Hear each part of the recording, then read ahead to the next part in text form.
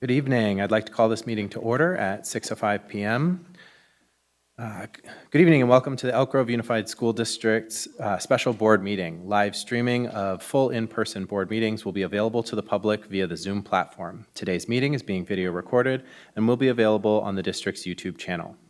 During special board meetings, the public may make public comments on items that are on the agenda. Individuals with comments on general school district issues may address those at the next regularly scheduled board meeting. For purposes of this special board meeting, requests for public comment will be accepted regarding the superintendent search firms up until the search firm candidate presentations are concluded. Generally, members of the public will be given 3 minutes to address the board. If there are 15 or more comments on a specific item, the board will reduce individual comment times to 2 minutes each. If there are 30 or more comments on a specific item, the board will reduce individual comments to 1 minute each. Individuals may not defer their time to another individual speaker to increase their total speaking time. Please be mindful that district students may be watching. You are encouraged to address the board and the public in a respectful manner, such that all those observing, from children to adults, are made to feel welcome, safe, and valued. The board shall not permit any disturbance or willful interruption of board meetings. Persistent disruption by an individual or group shall be grounds for the board president to provide a warning and then to terminate the individual's privilege of addressing the board. All right. Ms. Ballerini, our land acknowledgement. All right. We acknowledge that the Elk Grove Unified School District administrative facilities and schools occupy the unceded territory of the Miwok, the original people of the skies, land, and waters where we work and learn. The Miwok have cared for these lands since time immemorial. They continue to teach their traditional knowledge that comes from and responds to the needs of the land and people who share it. May our daily lives and work teaching, learning, leadership, and community engagement support the evolving vision of the Miwok for their community and these lands. May we strive to acknowledge the past for the betterment of our future generations. May we look to our tribal partners, the Wilton Rancheria, the descendants of the original people of this land, to assist with the successful education of our community. Thank you. And Mr. Yang, the Pledge of Allegiance.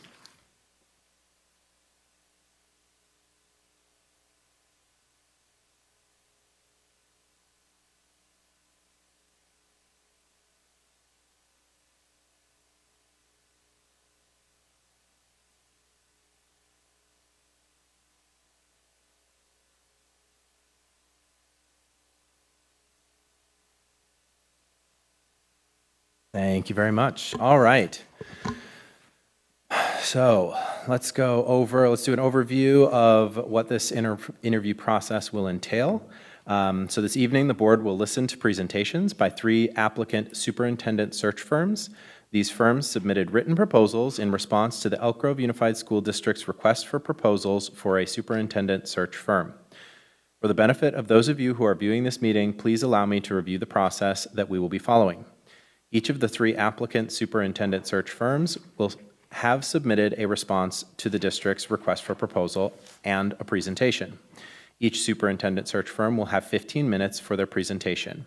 After their presentation, 15 minutes have been allocated for each superintendent search firm to answer board questions and to provide a 1-minute closing statement. After the 3 presentations, there will be a short break. After the break, the board will provide an opportunity for public comment regarding the superintendent search firm agenda item. The board will then deliberate and consider taking action to select one of the superintendent search firms. Ms. Lavasser, would you like to walk us through what the board members have in front of them? I need to do so. Oh, there we go. Perfect. Good evening, President Vargas, fellow board trustees, Superintendent Hoffman. All of you today have in front of you a folder, a navy blue folder that looks like this. Inside that folder, you have a couple of different documents. On your right side, you have a notes on presentation. You have, for each firm, there'll be 3 firms, like President Vargas said, that will be presenting tonight. So you have a notes on presentation for each of those firms. You have a superintendent search services packet that has the various questions that some of you will be asking tonight, along with a section to take notes for clarifying questions, and then a section for the 1-minute closing statement. On the left-hand side, you have a superintendent search forced ranking sheet. We will use that at the end of the presentations after public comment. When you have your discussion, we will use that forced ranking sheet to decide which search firm will move forward. And with that, our first firm is here. Are we ready to bring them in? So one clarifying piece, just to make sure we're on the same page. So as far as the questions go, we're thinking Ms. Moore would ask question number 1.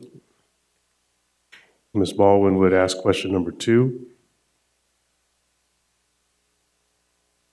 I think it was reversed. Oh, did you reverse them? Oh, Yes, okay. Ms. Baldwin, you'll ask number 1. You're right. Yep. Ms. Moore, you'll ask number 2. Thank you very much. So, And Mr. Yang, you'll do the closing, ask for the closing statement. yep. Thank you.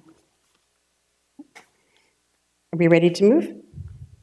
Any other questions? Board members, any questions about the process? Okay, then I think we're ready. We will bring them in. The first group is Leadership Associates.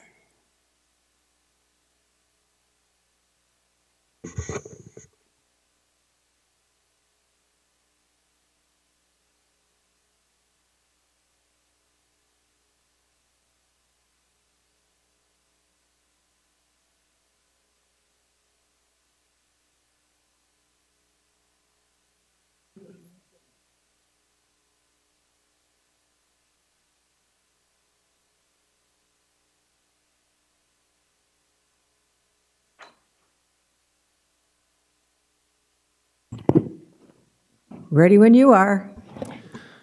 Excellent. Well, let me give you a quick rundown of the process. I'm sure Okay. that you guys got an email with the basics, but just in case. So welcome. Thank you very much for your application. We really appreciate it. We're excited for this process. So during this interview, you'll be given 15 minutes for the presentation, and then 15 minutes for board members to ask questions. And during that time, there'll also be a 1-minute closing statement. So please begin whenever you're ready. Okay, well, thank you so very much. And all I need to do is navigate how to move the slide. I think I just figured it out. So thank you again so much for us to present to you. It's quite an opportunity, and we really look forward to working with you on this most important project. By way of introduction, my name is Dr. Jackie Horish, and as all of our partners are, I'm a former superintendent. I was superintendent in Union School District in San Jose, and I will let my colleague Blanca introduce herself. Hello, Blanca Cavazos, and as Jackie said, we're all former superintendents, and I was superintendent in Taft Union High School District, which is a small district in Central California, not the LA one, but Central California, oil country. Good afternoon, trustees. My name is David Verdugo. I am a senior partner with Leadership Associates. I've been on the senior partner group for about the last 11 years. Former superintendent of Paramount Unified School District in Los Angeles County, about 17,000 students. Following my retirement, I became the director of CALSA, the California Association of Latino Superintendents, and also worked in Washington, D.C. for L.L.C as the Leadership Academy Director, where I mentored and coached aspiring superintendents across the nation. One thing I'd like to mention, however, prior to the next slide, is that I wanted to stress to the trustees that Leadership Associates is the only silver affiliate search firm business partner that is recognized by CSBA. And we think that that's important in terms of the association with each other as to how that works. Let me go on to the next slide. I particularly think this one is very unique and quite special because it displays the support specialist assigned to the search, who will provide exceptional support to Ludi Avalos, to Lisa, to a number of people within the main office. Comprehensive on-call support, which is again unique with Leadership Associate, personalized written guidelines, templates, sample documents, checklist, Brown Act assistance, as a matter of fact, and each of the ladies that you see on the left there have been former executive assistants in superintendents' offices throughout the state. Let me go on, if I may. I know that we're There you go. A sampling of some of our regional and successful searches, which really is the title of it in terms of our experience and qualifications. We have conducted over 750 searches, a very long and proud history of successful searches, and these are some examples. Sacramento, Folsom, Fairfield, Sassoon, as a matter of fact, about a year and a half ago or so, Modesto, the Santa Clara County Office of Ed, San Francisco, Oakland, Corona Norco, San Ramon, and others in Southern California as well, Tustin, Orange Unified, Irvine, Berkeley in the Bay Area as well. So one of the things that we've been doing is finding out a lot about your district. And of course, if we were fortunate enough to be given the search, we'll do that much more extensively through our focus groups and our surveys and all of the stakeholder input. However, we do know a lot about your district that enables us to know what it is that you're going to be needing in a superintendent. So you are definitely an award-winning district. You're committed to academic excellence, and the types of skills and experiences that you're going to need in a superintendent is somebody who's going to ensure that all students get a rigorous curriculum that prepares them for college and career. Also, being able to have experience in providing targeted support students for those students who have been marginalized and have some disparities in terms of their academic performance. You also want to have somebody who has experience in promoting and fostering safe learning environments for your students, and one who authentically engages families and community partners, including decision-making types of activities. You are expected to have growth of over 8,500 students or more in the next 5 years. So having somebody that's got experience implementing bond-funded new construction and modernization will be important for you. Also, the fact that there are one-time funding shortfalls expected. You're going to need somebody who's got experience in securing funds in order to make up for those types of shortfalls that are possibly going to impact students. And you have very positive relations with your labor partners, and you want somebody who is going to be able to not only maintain those, but also be able to foster those moving forward in the future. So we're going to be going through this wheel and telling you a little bit more about all of the parts of our process, but I want to start with the top of the wheel, which says it starts and ends with the board. And that's truly, we walk side by side with you throughout this search. Again, if we're fortunate enough to receive the search, one of the first things we're going to do is we're going to have a collaborative meeting with all of you, and we call it the initial meeting. And during that meeting, we outline every single step of the search. We do the timelines. We find out which stakeholder groups you want us to have sessions with. You're a large district, and one of the things that you'll hear moving forward in our presentation is we will meet with as many stakeholder groups as you want us to. We do it both in person, we do it online. We also have a survey available in a number of languages, but our fee is it's one size fits all.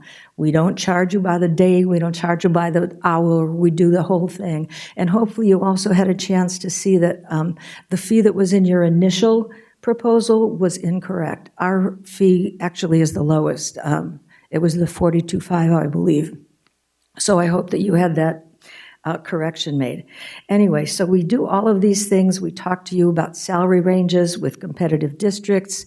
We walk with you through your contract language. We get contract parameters from all of the finalists.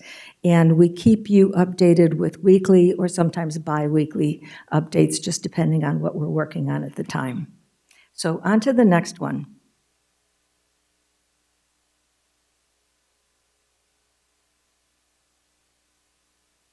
So a very, very important part of the process is community engagement.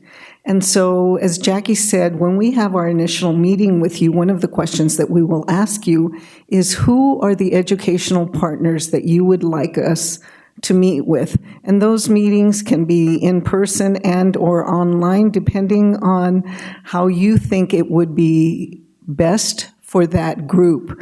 Some groups would prefer to meet online, some groups would prefer to meet in person, and we will accommodate whatever works best to get the most input that we can from your education partners. David and I are both Spanish speaking, and so we would be meeting with any of your Spanish-speaking groups and be speaking to them in Spanish. We also have an online survey that we would work with your team, whether it's IT or your executive assistant or the superintendent's office, whoever you designate, to be able to put that out, send that out through your network so that any of your parents, the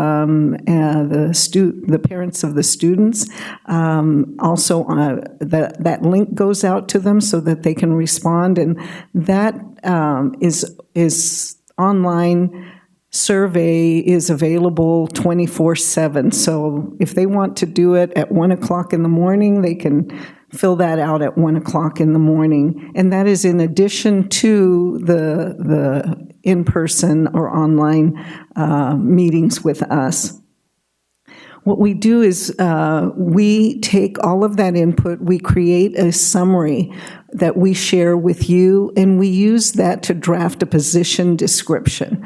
So their input, your input is extremely valuable. It isn't just we're listening to you and then we're doing whatever it was that we wanted to do anyway. It really is that input really informs both the position description and then later on the interview questions that we will draft some interview questions, and then you are the ones that determine what that will be. Again, the position description, that's a draft that then you edit at that point and make sure that it is what you want it to be.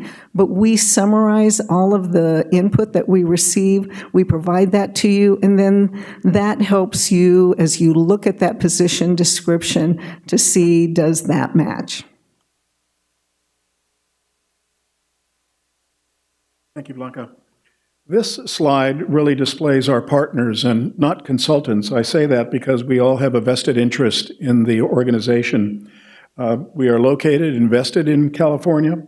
We are not an out-of-the-state organization. We are what I'd like to say is California savvy, and yet we've placed more candidates from out of state than any other firm, and we're very proud of that. So there is a national reach as well. In fact, international. We've recently placed somebody from Toronto, as a matter of fact.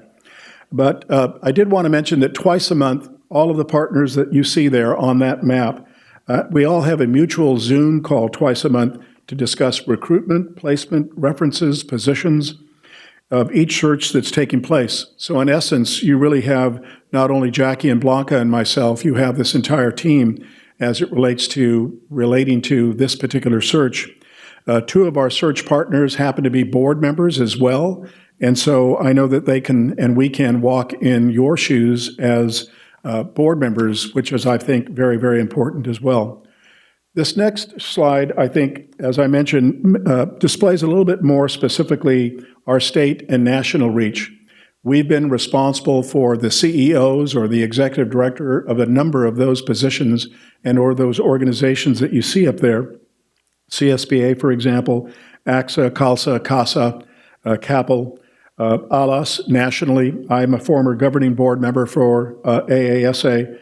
And so, again, many of these organizations have depended on us for the search for their next new leader.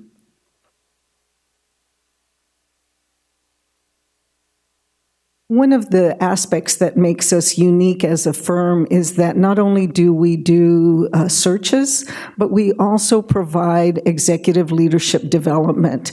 And so as far as recruitment is concerned, we are throughout the year working with sitting superintendents, and we're also working with assistant superintendents, many of them who want to step into that role. And so that's another, in addition to our 1,500 subscribers, we also have contact and we're able to actually see them, hear them as they interact in these different leadership development series. And the series are happen throughout the state.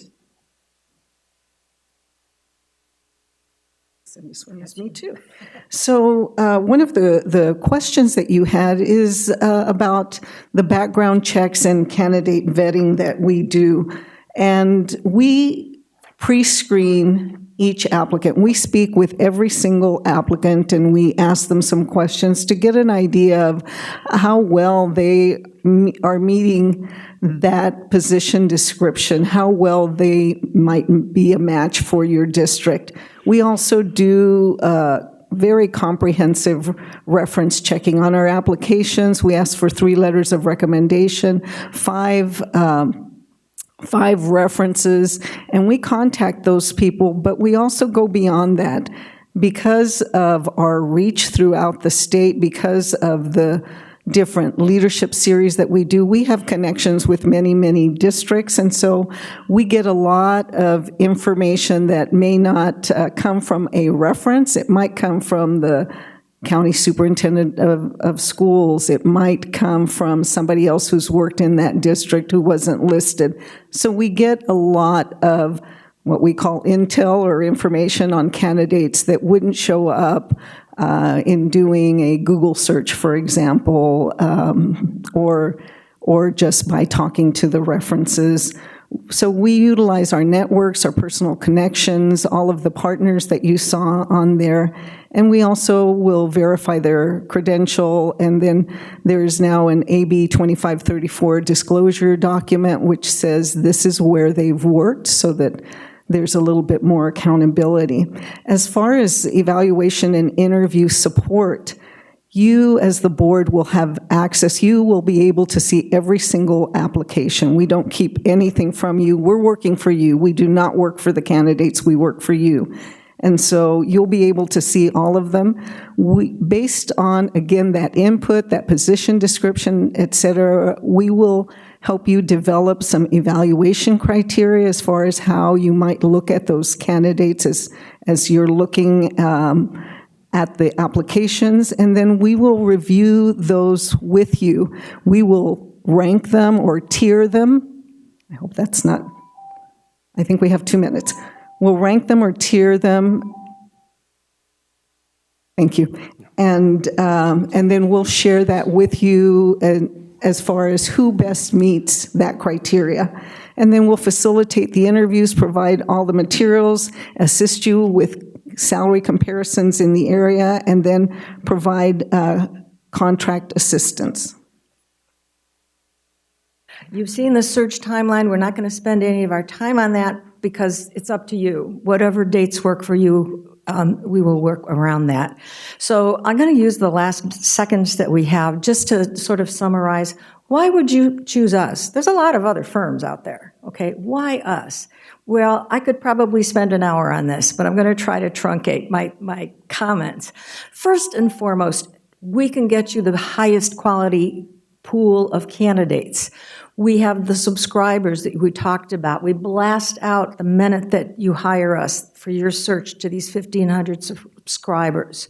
We strive every day to meet the diversity needs of this district. And last year, 66% of our finalists were either women or candidates of color. You heard about our California and our national connections. We're partners. We're part of this company. We have a vested interest in your success because you'll give us a recommendation and we'll do another search for one of your neighbors. You saw from David's presentation how actively engaged we are with public education. 85% or more of our candidates have stayed in their position a long time. I know that you value that. You have a fabulous superintendent who's leaving you, but who's been part of your district for a long time, and we know how important that is. And also, we are an all-inclusive cost. There's no hidden fees. We have a 2-year guarantee. We'll do the search free if after, before 2 years the candidate leaves. So I really hope that you'll consider us. We do believe that we offer a high-quality service. So do you have any questions for any of us? Thank you very much for the presentation. So we do have a couple of set questions, and then we'll open it up to board members for clarifying questions as well. But Ms. Baldwin, you have our first question. I do. What is your firm's retention rate for superintendents placed? Can you provide examples of successful superintendent placements you have made, and what do you see as the key factors that contributed to those successes? Go ahead. No, go, you have it. Okay. So as we mentioned, 85% of our placements stay for 5 years or more.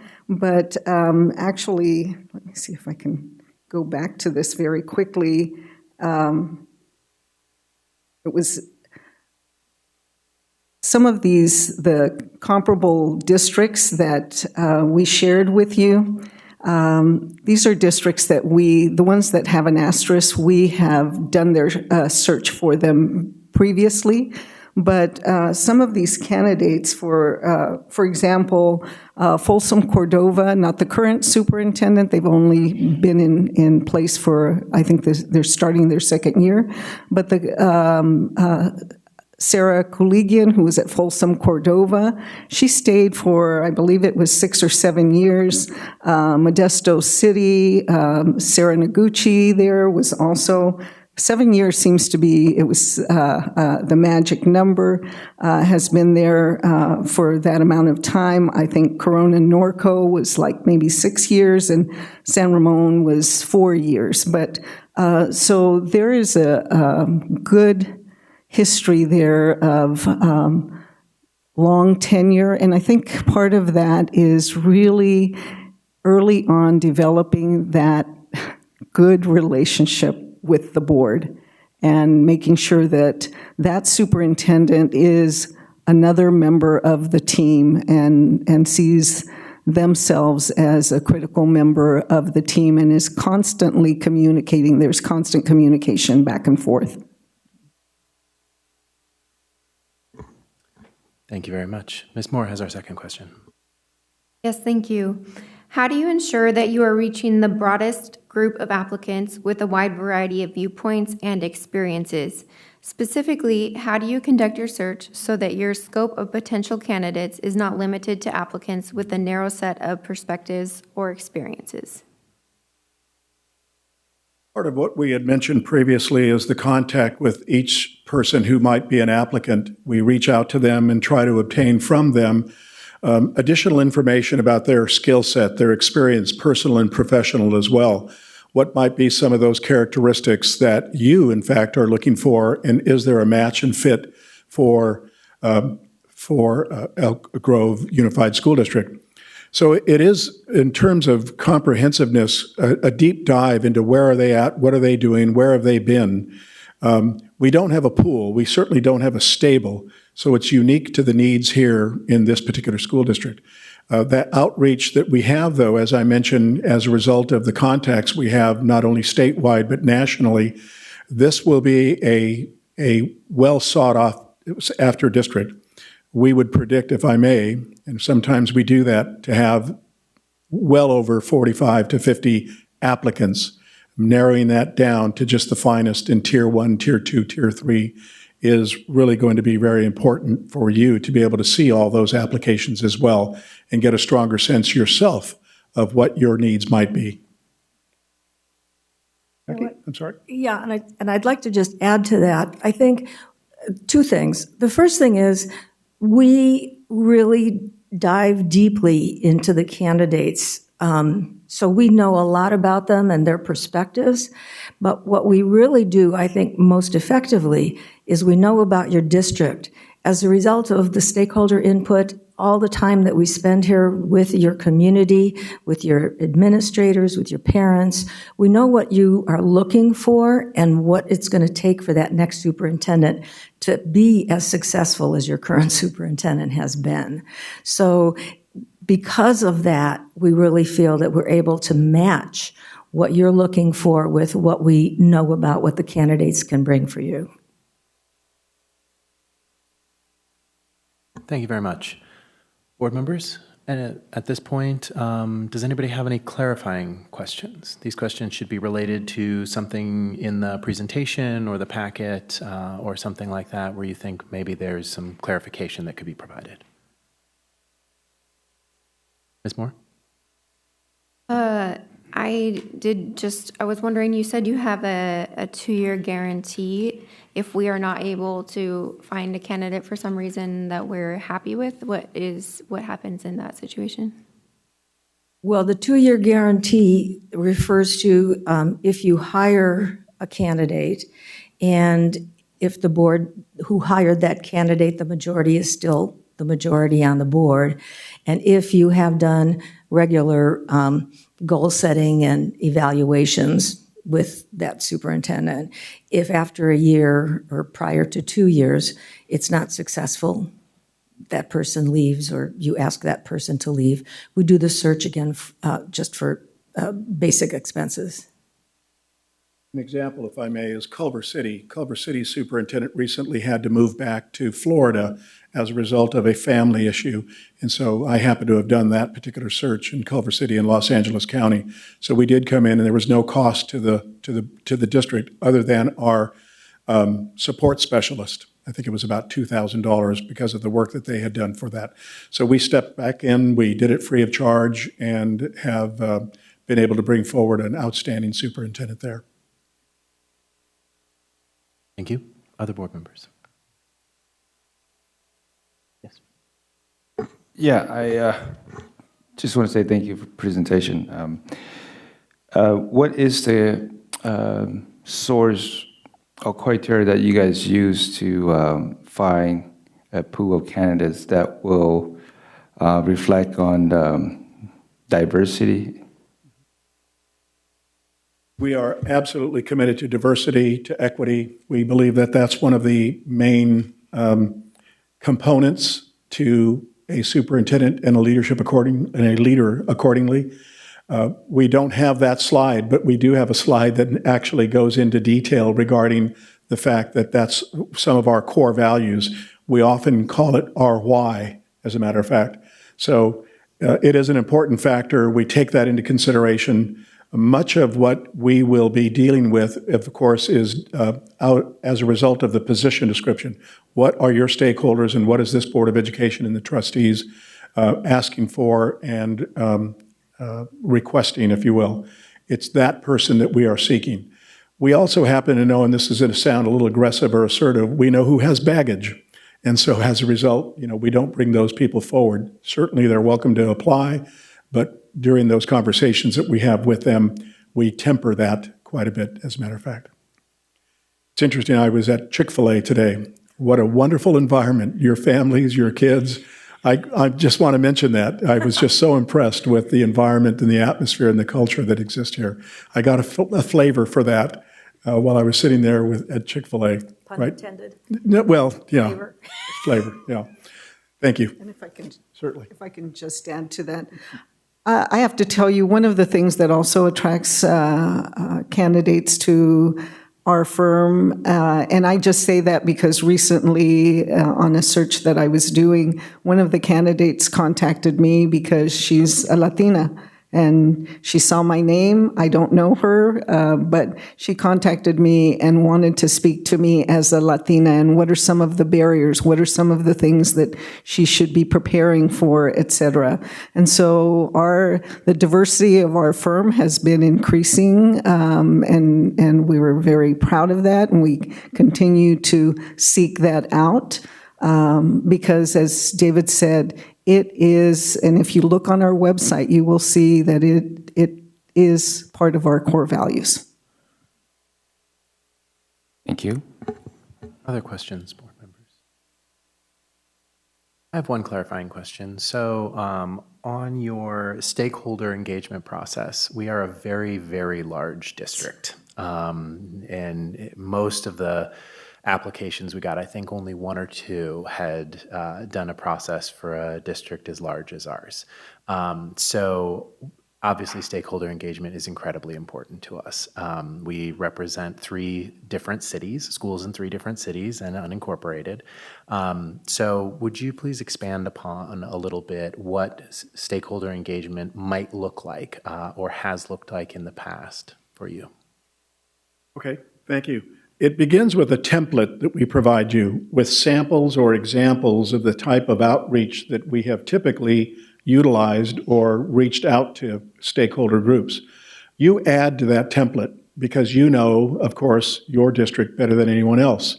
So that template is kind of the beginning of the list, if you will, of the stakeholders that you'd like us to speak to.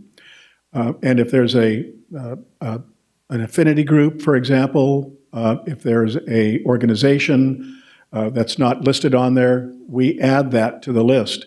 And then we make sure, of course, that we are reaching out.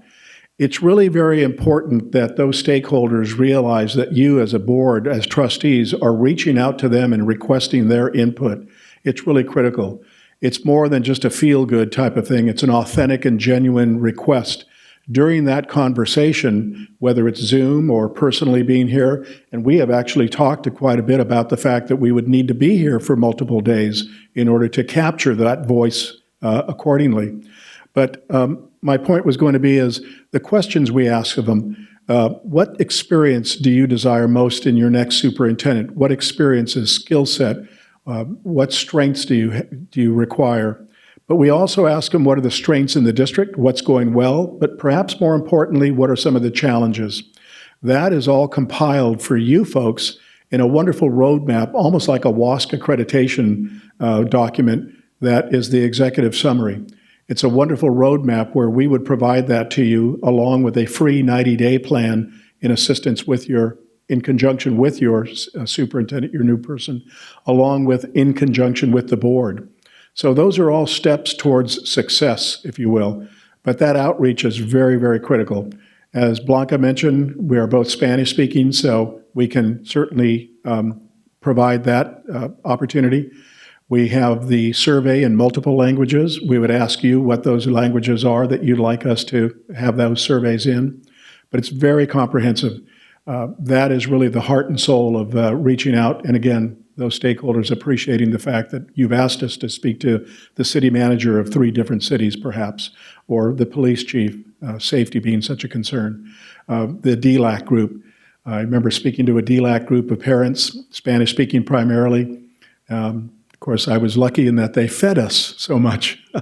But the one thing that I can recall specifically, a little bit of humor, if I may, was in the end, they simply said, Doctor, ¿sabes qué? Queremos a alguien guapo y joven. They just wanted somebody handsome and young. The DLAC group, that is. That was for a large school district, an elementary school district, as a matter of fact. So we work diligently with those stakeholder groups, and we create that relationship with them. And I also just want to add that it's important for us to meet with your labor groups. So we always meet with, the executive board of all of your labor groups.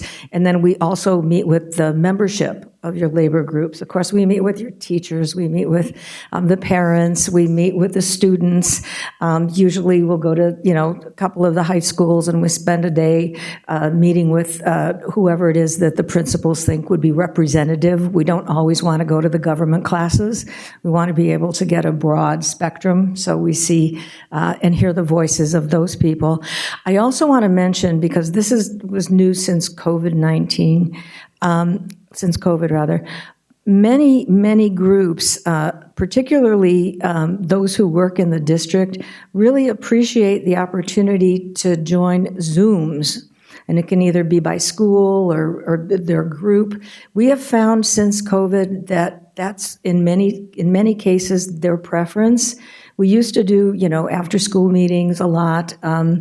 But people want to get home. They want to take care of their kids, go to soccer games or whatever it is. So we ask you what the best way to meet with the people are. So, your superintendent, your administrative assistants, they know. So they let us know, and then they help schedule that accordingly. And I just want to add, if we find that we need more time, then we will add more time. If we need some more resources, we will ask other partners to join us in gathering that information if needed. Thank you very much. Mr. Yang, do you want to close us out? Sure, of course. Thanks again for your presentation. At this time, I would like to ask to please provide a 1-minute closing statement for us. Thank you. They know I'm long-winded. That's probably not a good idea. I think there's a reason that we've done over 750 searches. I think our firm has a well-deserved reputation. We work hard. We've all been former superintendents. We know how vital, how important it is that the superintendent who leads your district has what I'm just going to characterize as the right stuff, has those skills, has the experience, has the aptitude and the attitude to take your district where the board wants to see it go. We want to work with you to get that leader who's going to take you to the next level. You're a great district, but you all know that the enemy of great is good. You want to constantly be improving. We've looked at your data. You're doing a fabulous job with a lot of the kids. You have more work to do, though, with all of the kids, and that's what you're going to need in that next superintendent. Told you I'm long-winded. I think we're worth taking a really serious look at. Thank you very much. We appreciate your presentation. All right, board members, we have a couple minute break, so please continue taking notes, and we will be back in 4 minutes.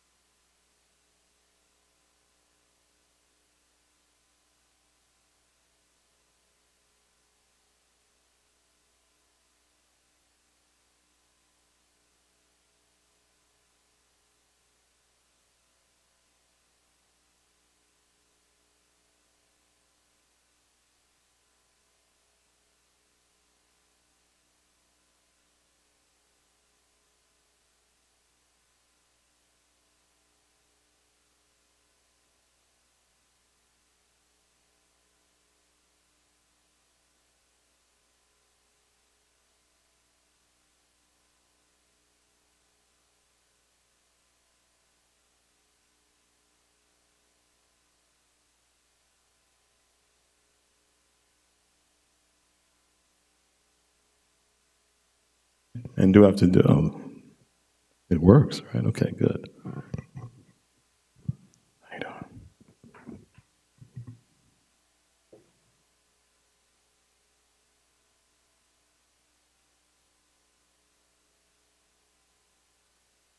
Oh, no worries, thank you.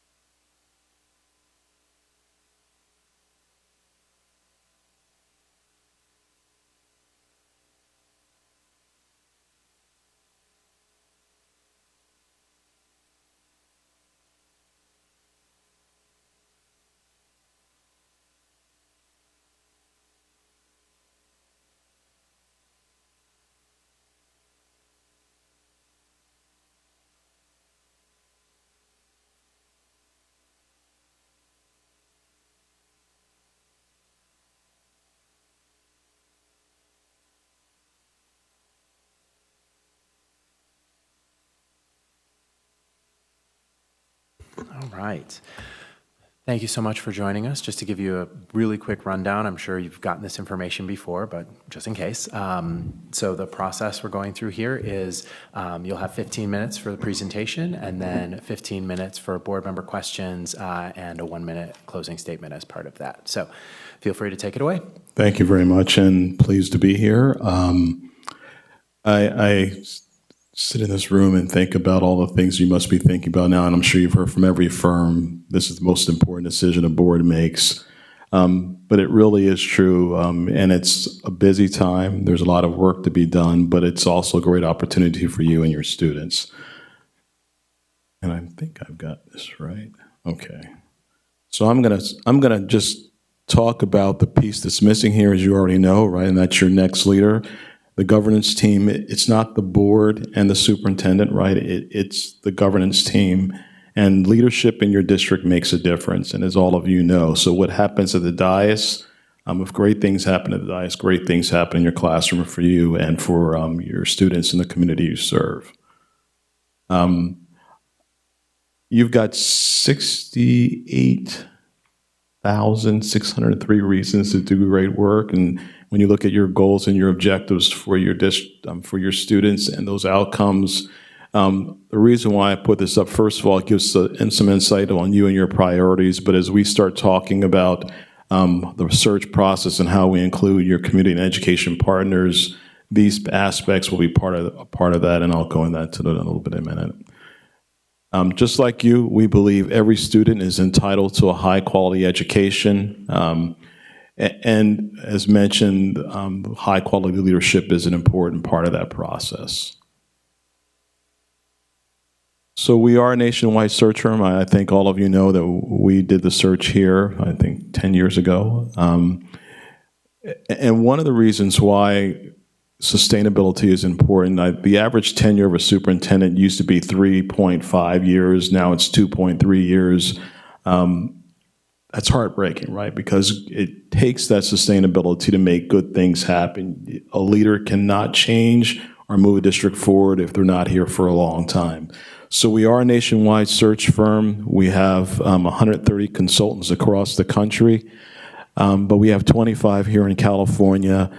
I think what's really critical too is all of the consultants have, and I'll show you who's going to be on the team in a second, have different networks and connections to make sure that when we are doing a search, it's not about putting something in Ed Joint and Ed Cal, but it's looking at the criteria that you develop for your next leader and using that criteria to really identify what it's all about, right? It's about fit, because you're going to have a lot of people that are going to want to be here and lead this district, and there are going to be a lot of candidates that are qualified, but are they the right fit for you and what you need at this moment in your district? If you look at the one bullet point where it talks about authentic stakeholder and education partner connection, so a lot of people talk about including education partners. I think one of the things that makes McPherson different is every one of your education partner groups have a different voice. So a lot of times people will do town hall meetings or online, and they can have value, but where the real value happens is where you take, for example, and we have meetings with each of your bargaining units, we have meetings with PTA, we have meetings with your ELAC, DLAC. All those groups are education partners, but their voice and how they see and their challenges in your district and their opportunities in the district are different. So making sure that you help us identify those groups and us having one-on-one meetings with those groups to make sure that we're hearing that voice and providing that to the board as really in a different lens that you're going to see what your community's concerns are, because every group in your community has different concerns and priorities and needs. This just gives you a kind of high-level overview of us, and I'll just focus on a couple bullet points. Roughly about 80% of candidates that are hired with McPherson are still in place at 5 years. The team that's going to be working the search numbers are better. Mine are at 97%. Nicole's at 95, I think.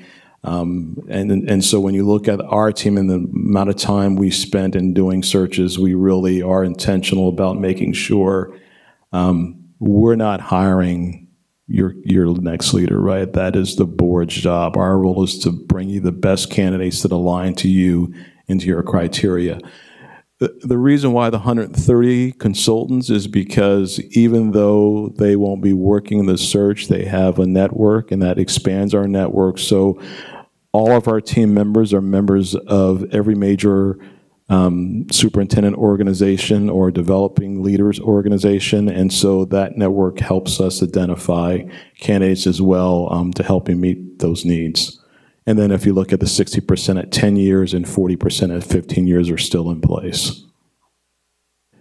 This just gives you, I know that equity is a big factor to you, and the lead consultant that will be part of this search, Nicole, has done some really great work of just giving you a kind of a high-level overview of the diversity of candidates that she's able to build over the 16 searches that she's done just in Northern California. So this is your search team. Nicole's got a great background. She worked at AXA, really broad network across multiple fields, but is a Northern California consultant. Dr. Dan as well, too, is a superintendent, and so is Dr. Spalding. My background is a little unique. I'm a board member. I was in Riverside and Alvord Unified for 21 years as a trustee, roughly 23,000 students, a little smaller than you are. And then left that and now serve on the county board, so roughly 400,000 students in Riverside County. And the reason why our team is built that way, because there are different lenses and different networks and different information we get about candidates. We learn about superintendents. I get information when I talk to other board members than my peers would, because we've known each other. Same thing with my colleagues that are superintendents. They provide a different lens as well. And as a board member, try to go to the grocery store for 15 minutes and rush home, right? How often does that happen? It doesn't, because you are the most accessible elected officials in your community. And so your lens and how you see what's important would be different than the other leaders. And that's why I keep reinforcing, we don't hire superintendents. That is your role. Our role is to bring you the best candidates based on the criteria that you identified. So we've worked in district in all sizes. I personally have done districts as small as 125 students up to 71,000. I just did Fresno. I did Stockton and Santa Barbara that are, San Bernardino, they're roughly the same size as your district, a little bit smaller, but roughly the same size. We have a high degree of stakeholder involvement. That is critical, because the more information that the board has in making the decision, the better outcomes you have. The other piece, when I look at the last bullet point, is it's tailored. We do not have a cookie cutter approach, so it's really critical that when we're talking about the process, yes, we're going to have candidates go through the typical interview that is most candidates and most interview process that you're probably familiar with happen, but we include some other things like videos. So when we bring to you, and I'll go through the process in a minute, but we include videos, we include scenarios, other things, so you can see a full round of what the candidates have to offer, because somebody can be great in front of a group and answer questions in an interview process, but may not be the right fit. It may not connect with the community and may not be really kind of the leader that you want. So we'll bring all those things forward so you can have a multi-view of what that looks like. 7 minutes. I reinforce number 2, we work for the board. And that is critical. We don't have a cadre of candidates that we bring in from district to district in a smaller district and then take them to another district and to another district. We work for you. As the old phrase goes, we serve at the pleasure of the board. And that's essential, because that's the lens that we look through everything. I'm a board member, so when I'm sitting and I'm talking to candidates, I'm thinking the same things that you are, right? No surprises. I don't have any stake in bringing anyone forward except who's going to be your best fit and who's going to serve you well and most importantly, who's going to serve the students well in this district. Let me go through our phases. The typical search takes between 8 to 12 weeks, and people typically ask, can we do it faster? We can. I wouldn't recommend it, especially in a district this size. You deserve the time, the intention, and the focus to get the best candidates possible, and to rush it for a month sooner I wouldn't recommend doing that. We can do what you want, but I would not recommend rushing the search. The 8 to 12 weeks is just the proper amount of time to vet candidates, to recruit candidates, and really background checks, right? There's a lot of things out there that, again, no surprises. So let me go through the phases real quick. We spent a lot of time in phase 1. As you can see, it's all about the characteristics, identifying the education partners or the stakeholder groups that you want us to meet with.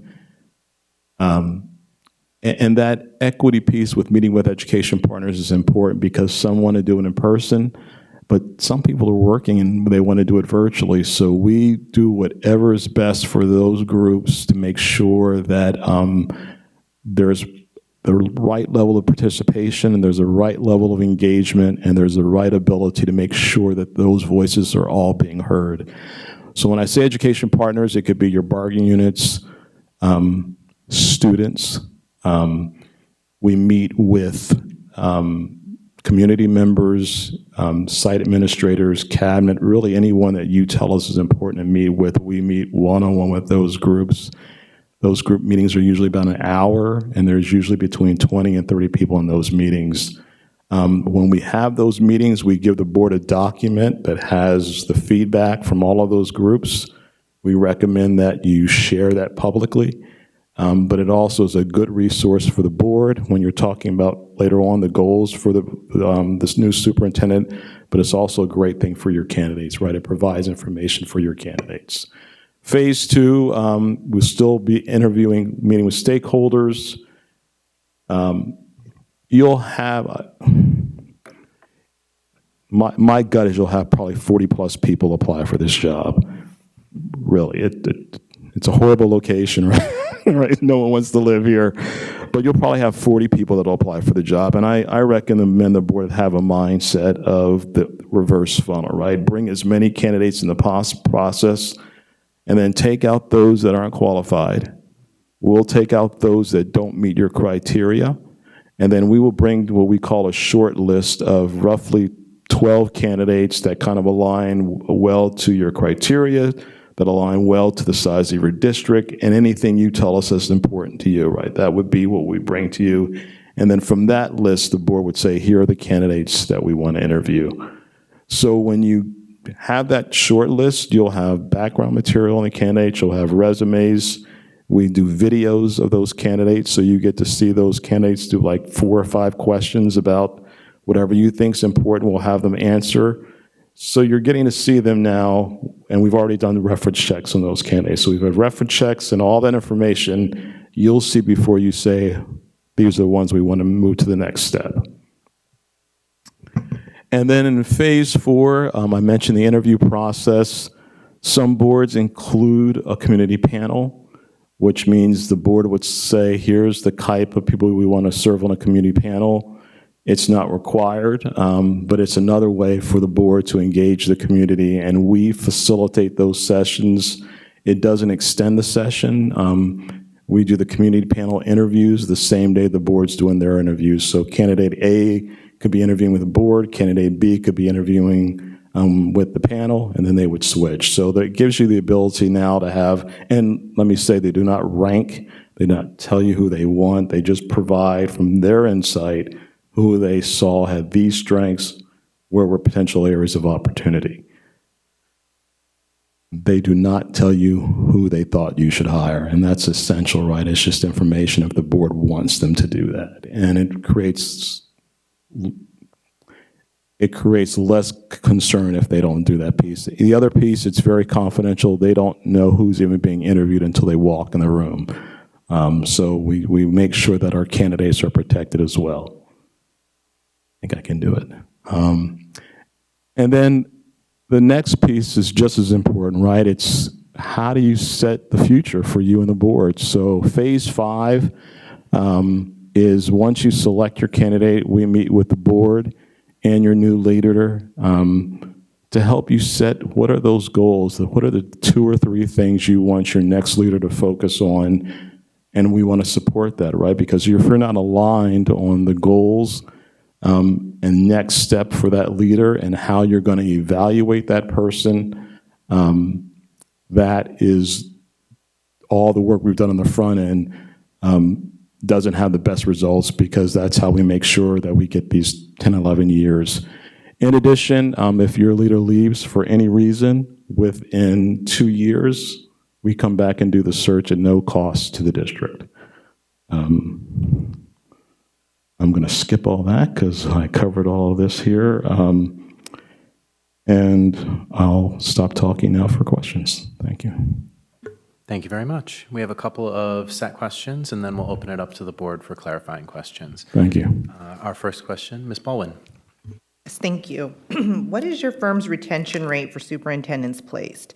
Can you provide examples of successful superintendent placements you have made, and what do you see as key factors that contributed to those successes?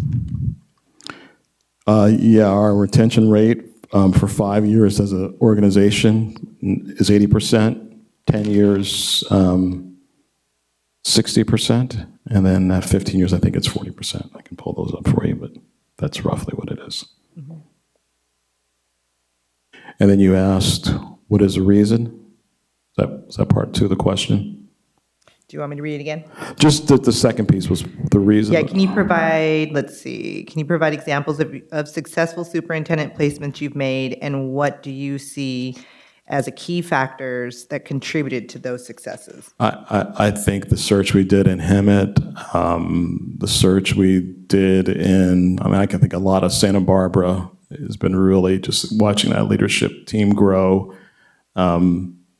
Fresno, Stockton, Ventura, those are probably really good examples. And the factors that I think made it go really well were the board was focused on taking the time to make sure that the search process was thorough. They had high level of community engagement, and the education partners also bought in. All of those searches had community panels.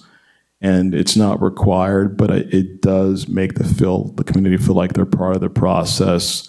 Even though it's more work for our team, the outcome of the sustainability and engagement and connectivity, I think, led to the success of those searches. And that's just a couple. So did I completely answer your question? Good enough. Okay. What did I miss? Okay. Thank you very much. Ms. Moore. Thank you.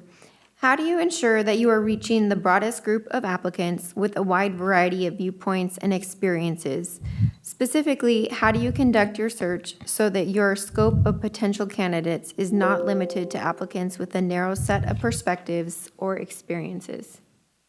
I think, well, I know we have a broad network. We're a nationwide firm. We have roughly about 1,800 people in our database. So even though we don't move people around, we have a large database of potential applicants.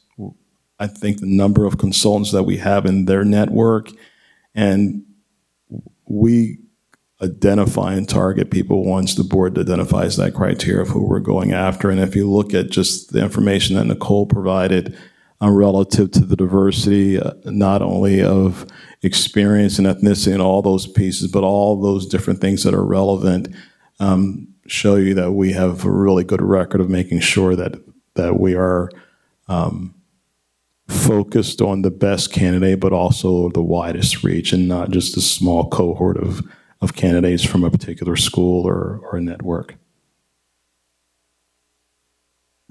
Excellent. Thank you very much. Board members, This is your opportunity for clarifying questions. These questions shouldn't be anything new, but related to the presentation or the documents we've been provided. So, any questions? Yes, Ms. Albiani. Hi. I had two quick things. Wanted to clarify, you were joking that this is a horrible place to live. Absolutely, it's gorgeous. Okay. Still want that to go on record being a negative. And then you mentioned videos and scenarios. Could you expand a little on that, please? Sure. Yeah, absolutely.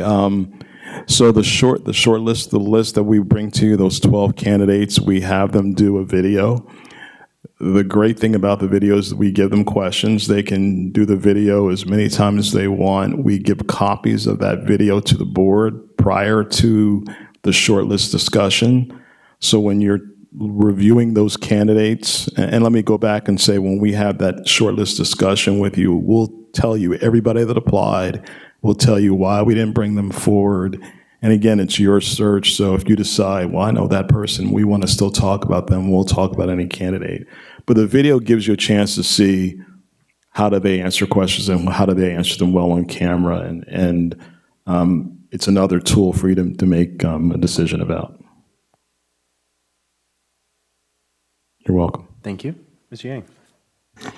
Yeah, thanks for the presentation. Thank you.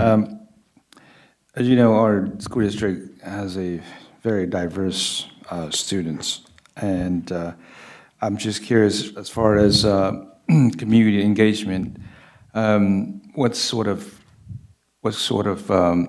source that you guys use? Well,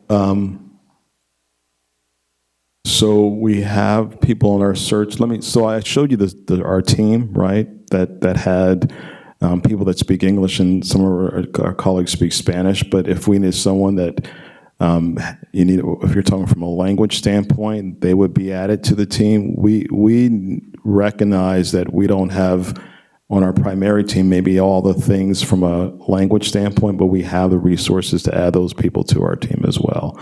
That's the great thing about having 25 consultants in California and 130 nationwide, that whatever the board says, the board said to us our Asian population is 28%, and we want someone that speaks Mandarin to talk to this specific group, then we make that happen, right? It just whatever's necessary to make sure the groups are all feeling they're part of the process. You guys do any sort of survey? Thank you for bringing that up. Yeah, we do an online survey. You're welcome. That will do all the same things that we talked about in person. So we have an online survey in any language you want. That survey is added to that stakeholder document that I talked about that includes all those pieces of not only what group they consider them part of, and I mean that, like, do they consider themselves employees, or are they community members? And we ask those groups the same question that we ask the in-person groups. And I would recommend that the board would keep that like at least a month open, so people have enough time to apply, and then we provide that in that document as well. Thank you. Thank you. Any other questions, board members? One note, I'm trying to be quiet in this whole thing, but I thank you for being here. I did notice in your proposal, page 43, you speak to a price match for the service. So just can you clarify how that works? Yeah, well, that sounded like a TV voice, 95.5 KO. Yes, if there's a firm that does a similar search as we do, we don't want, and this is going to sound hokey, but dollars to prevent us from doing the work that we all enjoy doing, and we'll match that price. And our price is all inclusive. That includes all of our travel. Everything is all in that one price, and all the advertising as well, and the stakeholder meetings in person. Thank you. All right. I have one follow-up. So on your team, so you have 4 members on your team. So would you specify what each of those members would be doing as part of the process? It would depend on the criteria that you identified. Well, no, not really. Nicole would be the main point person that would communicate with your point of contact. Most boards want to be included as well. Some boards only want the president, but most boards that we work with, all the board members want to be in communication. Nicole would be the point person for that. We'd have different members meeting with stakeholder groups based on the number of groups. I would say all of us would be doing some of those stakeholder meetings. And then on the days of the interview, if you had a panel or didn't have a panel, would determine who would be meeting with the board for the interviews, because we would be there for the interview process.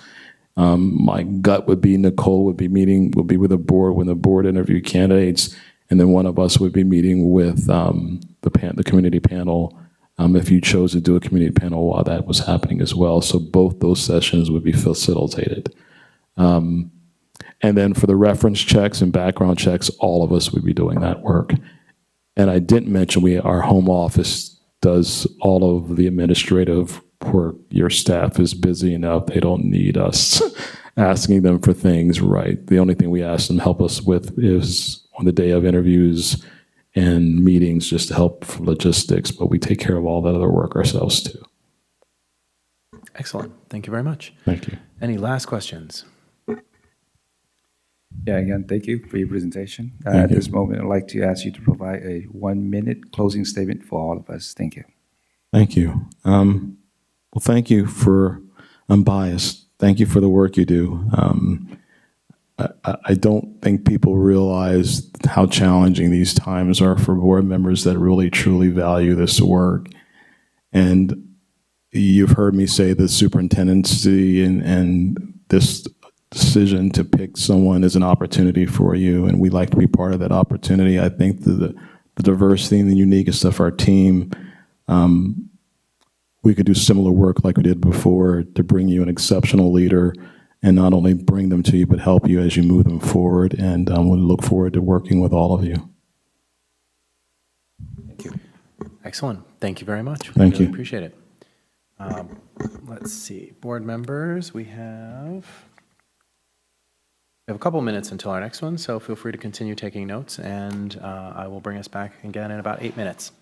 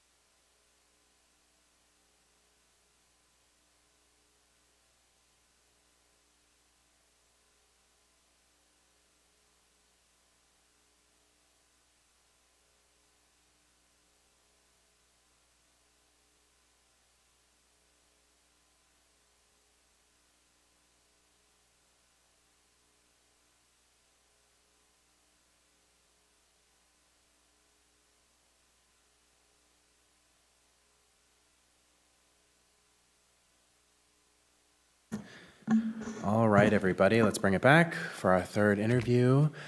Thank you for joining us, gentlemen. We really appreciate it. So I'm going to give you a really brief rundown of what we're going to do here. And you probably already heard this, but bear with me. So we're going to have the first 15 minutes is for your presentation, and then the next 15 minutes is going to be for board questions. And at the very end of that, there'll be 1 minute for a closing statement. So feel free to take it away whenever you're ready. Good evening. I wish to thank President Vargas and the members of the Elk Grove Unified School District Board for allowing Education Leadership Services, or ELS, to present. We are honored and privileged to stand here before you as you begin the process of selecting a new superintendent for the Elk Grove Unified School District. I'd like to start by recognizing Superintendent Chris Hoffman for his many years of service to public education and to his years of service at the Elk Grove Unified since 2014. My name is Bob Lee. I'm a consultant for ELS. I intend to tell you a little bit about the company, myself, and our other consultants who will be joining me on this search. Since we are the third company presenting, you may hear some duplication or similarities because of the type of work that we do, but we will try and note what sets ESL apart. ELS was founded by experienced educational leaders committed to helping California school districts successfully navigate the changes they face, as well as becoming agents of change in their own leadership development.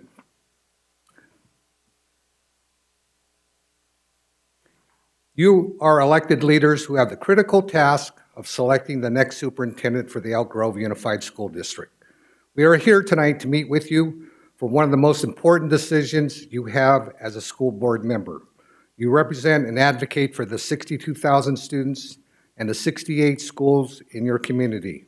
You also you have the responsibility of representing the 7,000 district employees and the numerous labor groups. I'd like to tell you a little bit about the four consultants who will be representing ELS. Dr. Ron Carruth.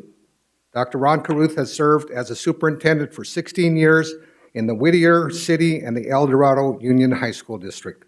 He served as the president of AXA State Superintendent's Council and the executive director of the California High School Coalition. He's an active member of the Southern and Northern California City Superintendents. He's also one of the most decorated administrators with many prestigious awards, including the 2023 Ferd Kiesel Administrator of the Year, AXA's highest award. Bob Lee has served in public education for 38 years in the Manteca, Modesto City, Rockland, and Fremont Unified School Districts. He's been a teacher, high school principal, and assistant superintendent of human resource for 3 of the last districts. He served as the president of State AXA in 2008, the first Asian American president in AXA. He received the prestigious Bill Ullum Award along with numerous other state awards from AXA. He's also a member of CAPL and was asked to be an honorary board member during the inception of CAPL because he was the first Asian American AXA president. Kelly Staley, superintendent of the Chico Unified School District, located in Northern California from 2007 until her retirement in 2025. Chico consists of 21 schools, including 7 charters and 12 distinguished schools. She began her career in the Lodi Unified School District as a high school principal. She serves on the Superintendent's Council and chairs the 2016 Superintendent Symposium. In addition, she serves on the California State University Advisory Board and the Chico Rotary Board. As you can see, this team, along with 16 other consultants, are relevant and stay very closely connected with our education community. ELS has a very large footprint in California through their recent work, their higher level teaching, their leadership in statewide associations, and their community service work. These 4 consultants have a strong Northern California connection. ELS has not participated in national searches, but have found national candidates for California positions. ELS is connected throughout California with district leaders committed to helping California school districts successfully navigate the changes they face as well as to become agents of change in their own leadership development. ELS stays current, ELS stays active, and ELS stays relevant. I will let our last team member, George Zaraki, introduce himself. Good evening. I think one thing to note is we all live in this area in Northern California, so we're close by. We're relatively close to be able to do the work that we need to do.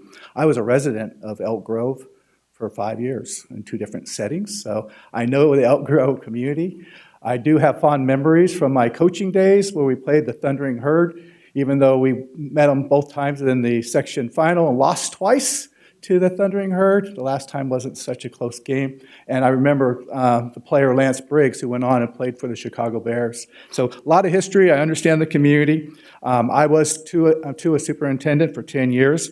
Upon retirement, I became the Small School Districts Association Executive Director for an interim period for about a year.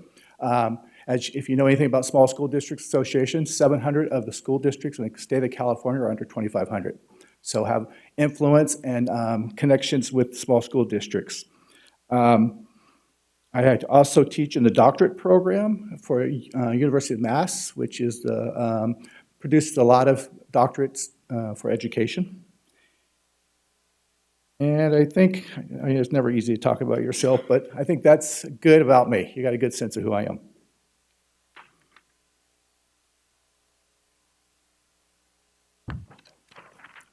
Next slide, don't I? This is my favorite slide, because that's you, right? That is, every district has its own DNA. No 2 districts are alike. You know your district, and that's what we're here to do, is help you find your next superintendent, because you know your district best.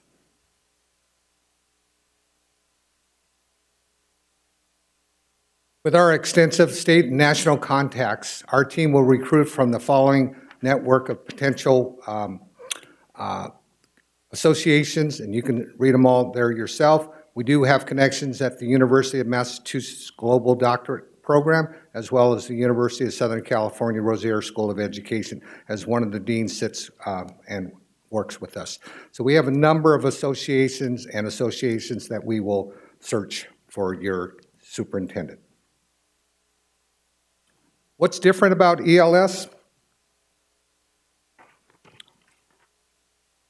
One, we have a clearer understanding of today's educational landscape because we're relevant. We're out there in the field right now as we speak. We're out there listening, we're out there teaching, we're out there mentoring, and we're out there coaching. We're networked and we're connected. We're current, we're experienced team members with over 700 years of educational leadership experience. We have higher educational connections. We will lead a search tailored to the needs of your district and community. We provide first-year coaching and mentoring. The cost is included in the contract for the full year. We have a 100% retention of superintendent placements to date. I'm going to walk you through quickly our 4-step process: the engagement, the recruitment, the selection, and support and mentorship. So the engagement process, the very first thing we'll do, if selected, would be to sit down with you as a board to make decisions of what this looks like. We'll give you some guidance, but at the end of the day, you ultimately make those determinations. We would then determine who are those stakeholders that you would like us to engage with. We know you have a lot of labor partners. This is just some sample of some potential stakeholders that you may want to connect with. But our goal, because we're right here, is we're able to come in and meet with all the groups that you think is critical for us to get the voice of your community. As well as an online survey, both in English and Spanish. We can do other languages if we need to. And to develop this, what we call is a superintendent profile. I think you probably heard other firms talk about something very similar, but that superintendent profile becomes essentially the guiding light. It's the collaborative superintendent profile will anchor the entire superintendent search process. So spading the ground well with your community, getting people's voice, getting your board's collective voice. That's the second part of that. Then we develop this profile, which also provides clarity to your candidates about what you're looking for in your next superintendent. We want that person to know exactly what they're getting into and what opportunities lie here.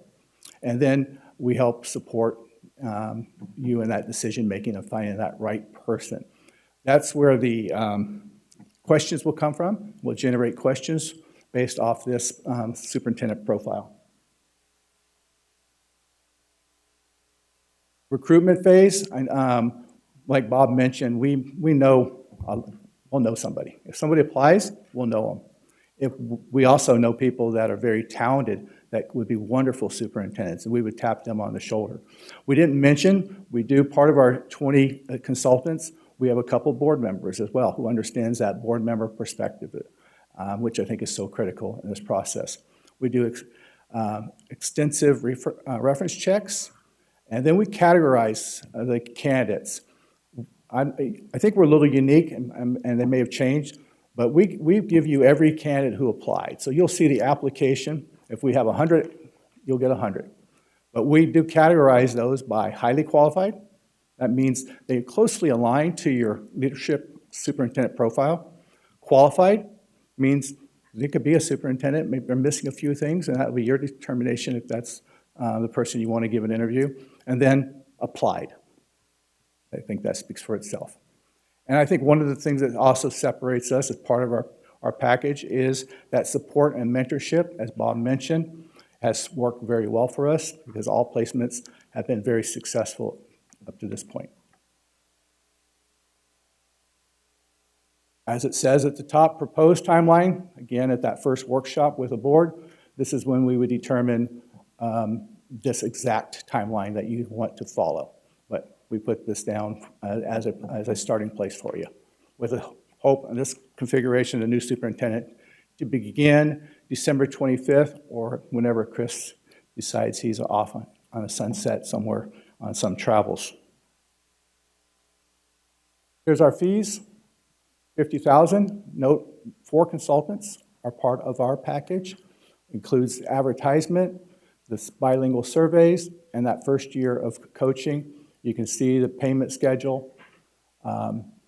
You can see also that we will, if your superintendent was to leave in the first or second year, it's a free search. If it's left in the third year, it's reduced down to $35,000. And last, we have a 5-year non-solicitation, meaning we will not tap your superintendent on the shoulder to go to another district, unless the board gave permission to do so.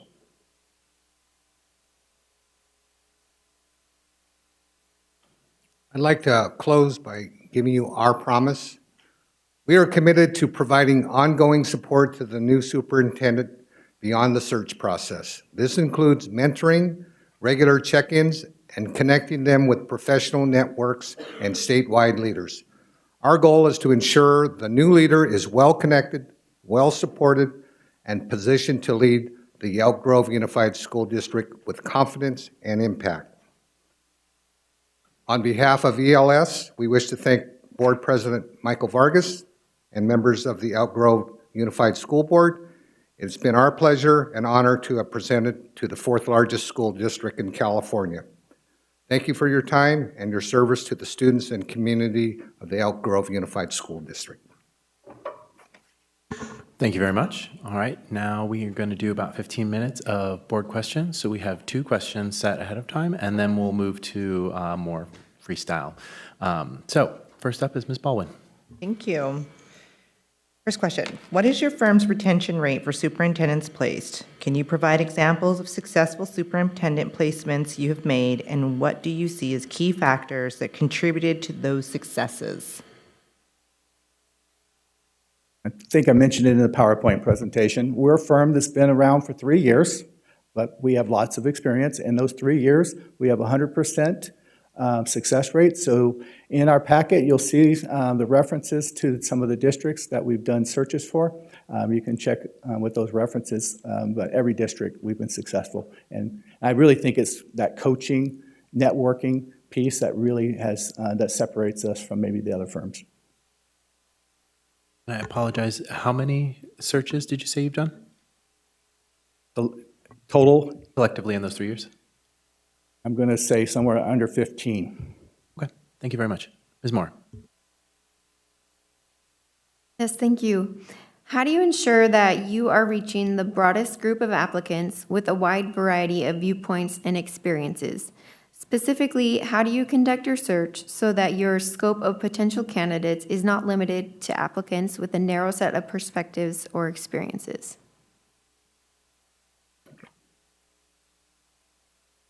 One of the largest attributes of our firm is that we have ongoing people in the field as we speak. And that field knowledge is vital and critical to helping to provide you with the best candidates possible. We know that this is not a one and done type of situation, that it's an ongoing process. It's something that is a living, breathing situation where things change, and we have to be able to change with them. We have to be able to help them. We have to be able to connect them with people that can provide them with the information they're seeking, or whatever it is. Housing market is one thing. Growing districts, loss of enrollment is another situation. These are all things that are new to people that are new in this position. So we try to provide all those resources so that that person can be as successful as possible. And we'll be there with them every step of the way. I would just add, one of the pieces I failed to mention is student voice. Too often we forget our student voice. We need to make sure that's incorporated in this process. Our team of consultants, we meet every 2 weeks. We talk about which candidates are out there. We are really careful to eliminate unconscious bias. Purposely, we do not videotape because we believe that could contribute to unconscious biases in the selection process. We are very intentional to make sure that we have the diversity that's representative of California when they do apply, or who we've tapped on the shoulder. Thank you very much. All right, board members, this is an opportunity to ask follow-up questions or clarification questions on something that's been in the presentations or in the application materials. Any questions? Ms. Moore. I know Mr. Vargas asked how many searches you've done. I was just wondering if you happen to have a list of the schools, a comprehensive list of the schools you've done searches for. On the website, it should have that on the ELS website, but I don't think it's part of the packet that you have proposal. We only provided the references. Okay, thank you.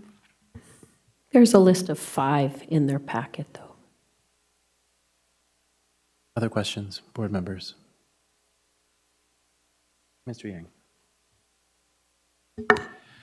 Yeah, thanks for the presentation. I just want to see if you guys could elaborate as far as providing different languages through engagement to folks out there for survey or any other source that might need it. And I'll have a follow-up question. Yeah, that's part of our package that's presented. It's only in English and Spanish. However, we would then sit down with the board and say, this is our population that we need to be able to reach, and do the online survey.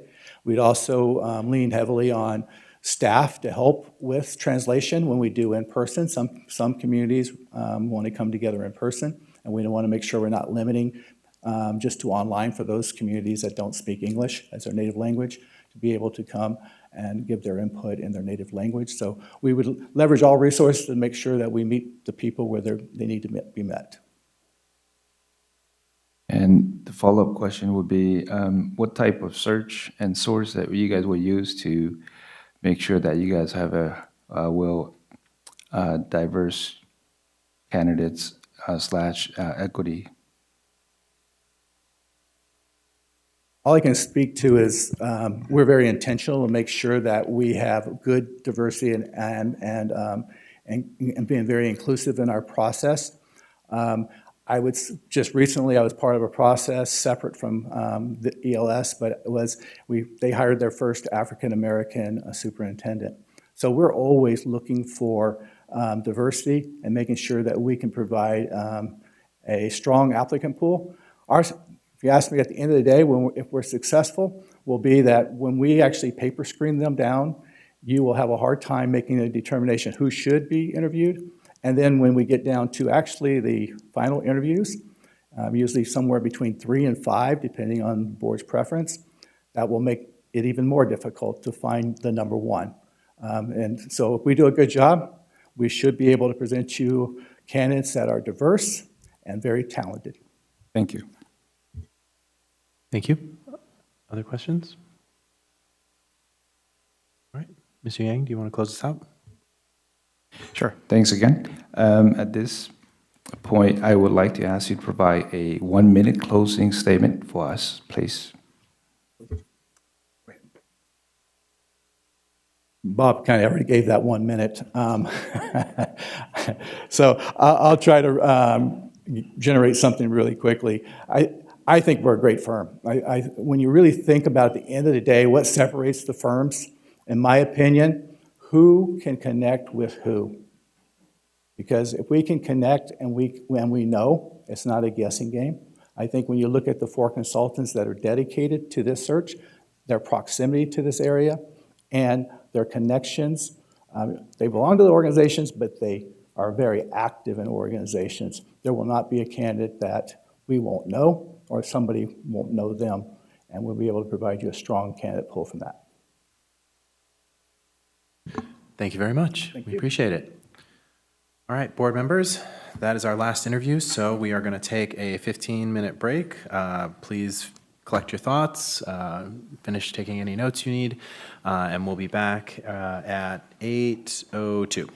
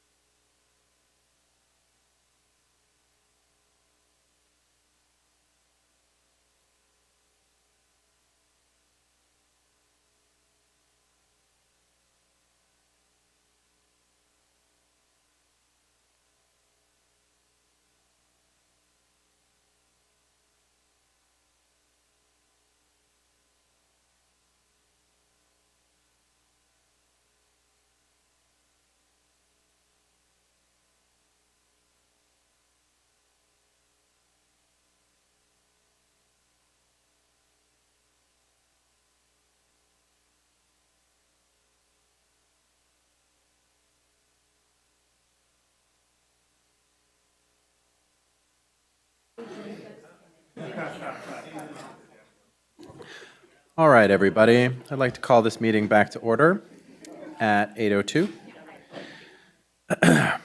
So before we get to board discussion, as is our custom, we'll take public comment. I don't see any. Have we gotten any public comment? Is there any? We have not. Okay. We have none, Board President. All right. Then we will close the public comment and move to board discussion. All right. So how this is going to work is everybody should have their forced ranking sheet and hopefully has filled it out or at least knows what their 1, 2, and 3 are at this point. So we will go down the line saying what our ranking is of the 3 applicants. Lisa is taking notes of that, and it will appear on the screen. And so that will serve as our starting point. If one of the firms clearly rises to the top, then discussion may be brief. If it looks like it's a little bit more spread out, then we can have more an in-depth conversation about it. But this will serve as the starting point for our discussion. Any questions before we start? Okay. Ms. Baldwin, would you like to kick us off and give us your rankings? Sure. Based on like round 1? Or just all 3 at the bottom? Yeah, your final, all 3. So, 3, okay. Yep. All right, I was paying attention, I promise. Do you want me to give you my rankings only or my rankings and my logic behind how I came to that? We'll start with rankings. Okay. Leadership Associates is my first, ELS is my second, and McPherson and Jacob is my third. Okay. Ms. Moore?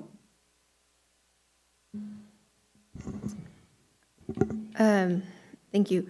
Leadership and Associates is my first.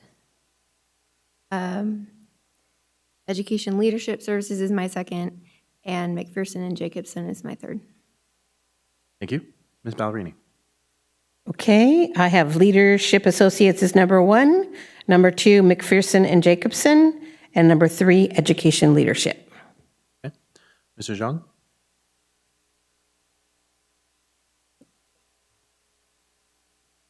My number 1 is McPherson and Jacobson. My number 2 is Leadership Associates. And my number 3 is ELS. Thank you. Mr. Yang? Mike? Number 1 is Leadership Associates. Number 2 is Education Leadership Services. And third is MJ.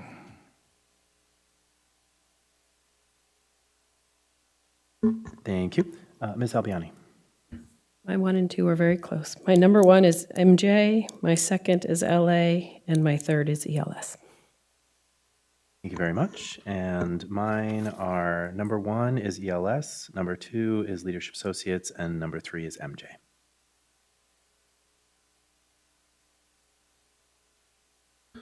All right.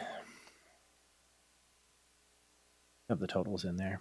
So we have, Leadership Associates was clearly our top choice. And then McPherson and Education Leadership Services were tied for second. Okay, so let's see. So we've got 4. So before we go to, it looks like we do have enough. If somebody wanted to make a motion, we do have enough to get to a majority on Leadership Associates. Before we do that, I want to give anybody else who had a different number 1 an opportunity to explain why. And yeah, so let's see. Beth, I think you had it. I felt they were very close. I have no problem going with Leadership Associates. Some things that stuck out for me for MJ, maybe for just a feedback personality for them, was how they spelled out longevity, which I liked. I felt it was hard not to have their lead person here. That was going to be our person, and who I happen to actually know and have taken classes from. So almost have a little bit of a different view on that, but I don't. But it took away that she wasn't here, or it wasn't even mentioned she wasn't here. Why? So that was hard. And I like their phase 5. And Leadership development, I like how LA finds their people through leadership development. I think that's really cool. So I have no problem with Leadership Associates. I'd support that board. Okay. Mr. Zhang? I also agree with Ms. Albiani, but some things that stood out for me for McPherson and Jacobson is how their foundational statistics were stronger than all of the other candidates. They've worked with school districts that are larger than ours and smaller than ours, so they have a good grasp on candidates that could potentially fit a school district that serves such a large amount of people and such a diverse number of students. But that's all I have. Okay. And then I was the only person to put educational leadership services as number one. And I will, the one thing that really kind of jumped out at me and what became the tiebreaker between them and Leadership Associates for me, because it was very close, is they were just so local. Like they had such a knowledge of the area and our district, and you know, they had the superintendent experience, you know, but like they came in talking about our district. They came in talking about the area, and that really kind of became the tiebreaker for me. So I would absolutely support Leadership Associates if somebody wanted to make that motion, you know, but I thought ELS did a really good job too. And yeah, so, all right. With that, unless any other board member would like to offer any discussion, I will at this point entertain a motion. Yeah. Can I make a comment too? Yes, please. I put EOS as a second because I felt the same way, even though they're much newer. But I did feel connected with them. Just the fact that they are locally and they has been exposed to our school district, and I really feel that vibe of you know, have that local vibe, local understanding of who we are and our demographics and so forth, and that's why I chose them a second. Their presentation was lack of some of the stuff that I really wanted to see, but maybe it's because they are new, but I did really feel them as well. Okay. Ms. Moore? I did just want to say that ELS was a close second for me as well because they live close by, and something that stood out to me as well from them is that they meet with each board member, and to me it seemed just like a more personable experience. I think the main drawback for me was just I wanted to see more, you know, because they were so new, I just feel like it's kind of hard to tell how successful they are. But, you know, they did mention that so far they have 100% retention rate. And they were also the only firm that said they will re-engage in the process if it's unsuccessful. And that is a possibility. So that was something that also stood out to me. Great. Thank you. Any other comments? Okay, then I will entertain a motion. So move the motion, but to move our top voted? Yeah, so the motion would be to award the contract to pick one, whichever one you want.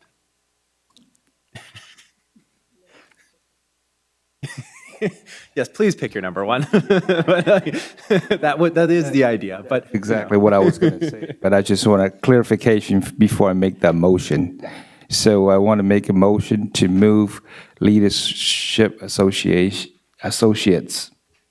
to be our vendor to search for our next superintendent. Okay, I'll put that, so we need some magic language, so I'll put that into, so the motion is to authorize the award of RFP 799-2526, Superintendent Search Services to Leadership Associates. Is there a second? Second. I'll give it to Ms. Ballerini. All the numbers and all that too? Nope, okay. I already said the magic words. All right, so we do need to do a roll call vote. So, starting out with Mr. Zhang. Aye. Okay. Ms. Albiani? Aye. Mr. Yang? Aye. Ms. Ballerini? Aye. Ms. Moore? Aye. And I am also an aye. Me too. What? She's not on my list. I should have known that. Ms. Baldwin? Aye. All right, wonderful. Motion passes unanimously. All right. Lisa or Karen, am I forgetting anything? We need anything else, or are we good? You're good. Would you like the firm to come back in? They are waiting. They're more than welcome to come back in, and we can tell them. Would you like me to go get them? Sure, go for it. But yeah, go for it. And before we do that, we are adjourned at 8:13 p.m. Your folders and binders here if you want, we'll take care of them. Yeah.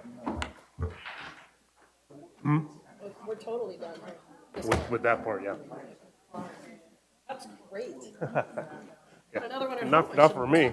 I got my committee one. Oh, you're looking at the total number. Let's not forget the computer. You left for me.